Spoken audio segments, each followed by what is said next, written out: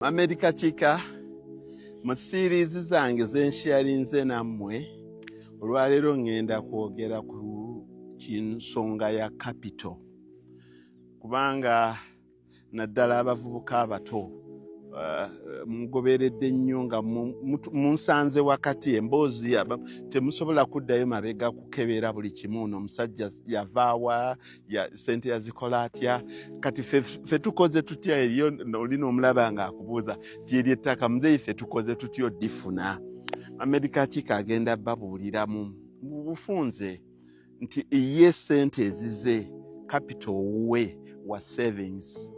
Nze ndi musajja nkolera musaala nakolera musaala wano ndi musomesa wabula omusaala gwange gwaliko munene bwe nali nga nkolera wabweru emyaka egyasooka mu 10 ng'omusomesa South Africa bwe nali eyo n'ensevinganga sente zange nnyo nkibabuulidde emirundi mingi era nze ndi proponent wagamba nti omuntu osobola okugaggawala wadde okolera omusaala era nze ndi proponent wagamba nti capital asinga akolebwa through savings no savinga sente zo n'olwoka otandika ozitranslatinga mu investments ezo ne zikuleetera obugagga wadde nkimanyi nti capital asobola okuva mu bintu bingi abasingira ddala okunsanyusa be bagamba capital mutwe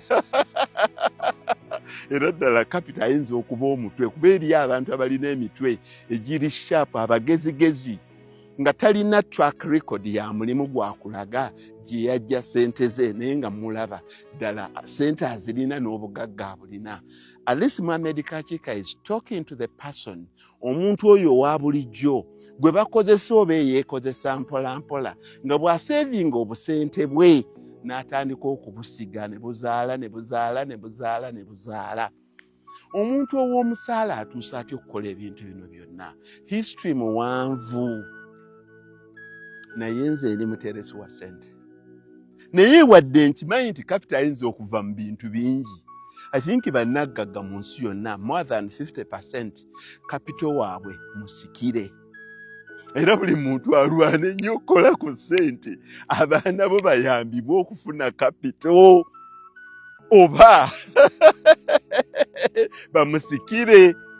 Nze ndi fortunate nti kitange tannafa sinnasikira bugagga bwe naye nga nzeekoze obwayi kitange wali ekabowa naye nga the surest way ey'okuraisinga capital is through savings.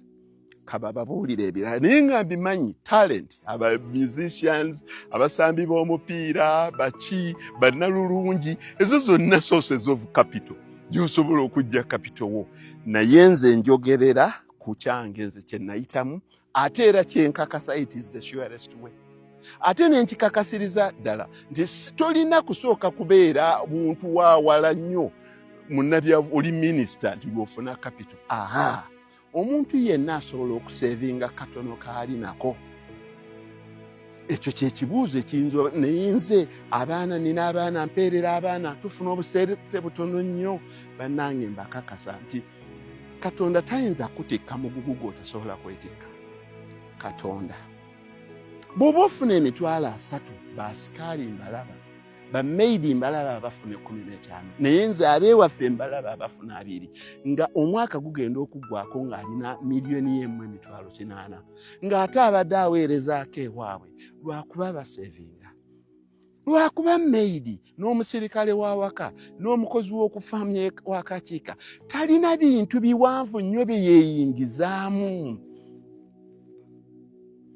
Abantu abasinga regardless of ku nsimbi entono ze mufuna savings ziganye oba savings ezo bwe muzikoze temuzitranslatinze into investment naye musinze kuzitranslatinga into bintu by'amasanyu. Omuntu n'akola afuna mitwalo 5 kiliina naye n'alooka abaleetera bajeti y'embaga zitunuulira mpaayo kyensobodde n'aleeta bajeti y'embaga ya miliyoni 2.7 abantu baleese bajeti za miliyoni z'embaga miliyoni 5 ne bababuzaabuza ne babajja ku mulamwa n'okola embaga n'esasamaza ekitundu kyonna n'ogenda okwanja n'osasamaza ekitundu kyonna naye nga ggwe ekyo kikutwalidde emyaka 4 oba kigenda kutwalira emyaka emirala 4 maaso. Nyumba ya kusulamu kuba oyagala okulaga abasinga cribs mu Uganda n'ozimba ennyumba nga nene nnyo teri proportionate ku business yo oba ku income yo. Tyabasula mu kalina malayika bezisooka okutuukirako nze zinaatuukako oluvannyuma nze bakakasa sirina kalina naye tunuulire ettaka olirabe wano kumpi ngenda kuwezaawo omwezi nga lita za diesel tukozesa bina buli lunaku n'amanyi okupangisa ebyuma bwe mumiraba. Naye ntegeka ettaka lino ku sizoni eno osanga ndikozese oba ku sizoni ejja oba omwaka ogujja oba emyaka 10 egijja insha Allah. Kuba ekintu kino nze kinkolera okusinga embaga ya mutabani wange gye mukoledde ng'eriko ebifaananyi bweti nga yabadde ku mawulire.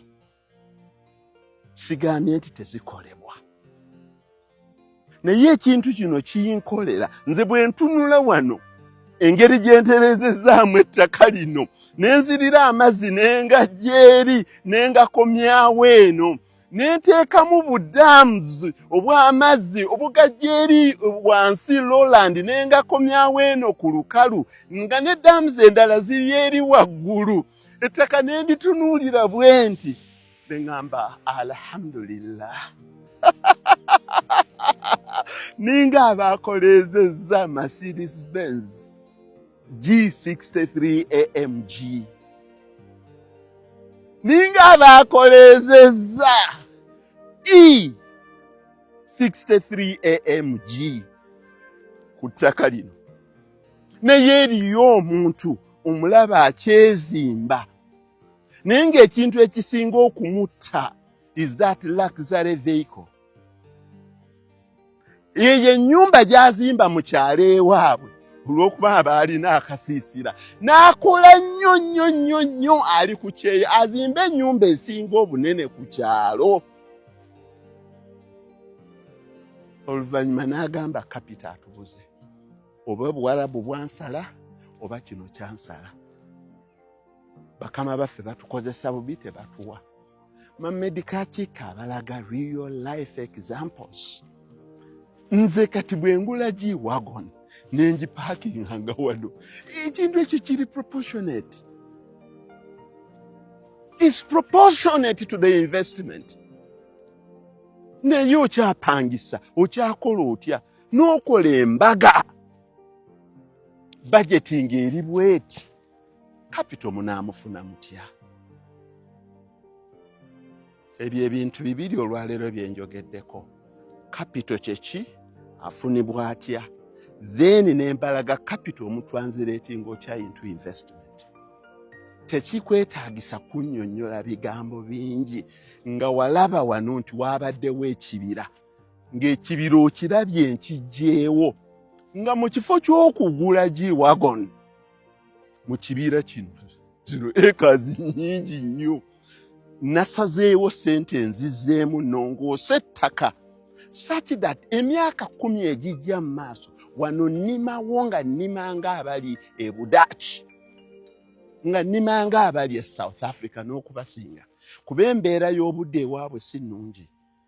Kugali amazzi gensimye n'engajja eri n'engakomyawo eno n'enkola buddamu n'embwongera n'engakomyawo n'engaleeta eno ku lukalu. Kati lwaki toolime wadde ku musana? Bwe mmaliriza wano gano ga bulldozer bwe gamaliriza litrakita eddene lijje lirooke livuuguule oluvannyuma ndooke ndeete trakita endala eyanjala ndooke ntunuulire entereze ekazi zino 10 bwe mba njagala kusimba soya sirina kinnemesa. Tractor eyitamu oba zino ez'ebikumbi ezigenda zigirano ezisimba zisuulamu n'ensigo, oba tukole n'abasajja bange awadifo ngoni muke awadifo nga tulima. Lwaki abantu bangi nnyo bavudde mu kibuga ne bagamba nti musajja wattu ekibuga obusubuzi nga bukalubye, moolo nga zitutabukidde, okuimportinga bannange nga kutabuse. Kuba omusirigo ogwa kasooli wano ku acres 10, zimba hybrid. Olokola bobo omusajja teyagaliti okulima tekuliiko musolo, okole silage, oliise ente, okama amata tegaliiko musolo. Ne bw'okama litaazi 15 buli lunaku okujjako ng'ogakozeemu yogurt. Value addition, mba njagala ki? Abalala bakole yogurt.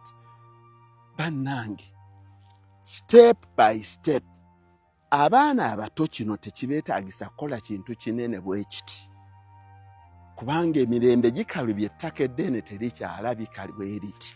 Abaana abato hafu ekayo 5 ku 10 yo, egundi kyonna ky'osobodde oba ekaazi zo 2. Mamedi Kakiika abalaga engeri gy'oyinza okutranslatingamu, abalaze ye savings gye yazijja, abalaze Mamedi Kakiika tabalagangako bifaananyi byambaga ye ng'alina omukyala. Mamedi Kakiika tabalaganga mbaga ya millions nyingi y'abaana be. Mamedi Kakiika abalaga kukola. Therefore Mamedi Kakiika n'abakingiriza nnyo nti nga mukyezimba osobola okusevinga akatono k'osevinze. Bw'omalanga okasevinga ate tokayiwanga erino yanika n'osula n'ozimba eriyumba nga ddene nnyo n'okola ng'oli malungu, kuzimba nnyumba egenda okutandika okuwulugumira ekiro, oba abaana n'obatwala mu ssomero ly'otasobola, oba n'okola embaga ez'akabi, embaga okwanjula. Ebintu bino bannange mubigenderere nga mulivinge within your means. Mamedi Kakiika takulaze G-Wagon, akulaze investment. Kyekyo.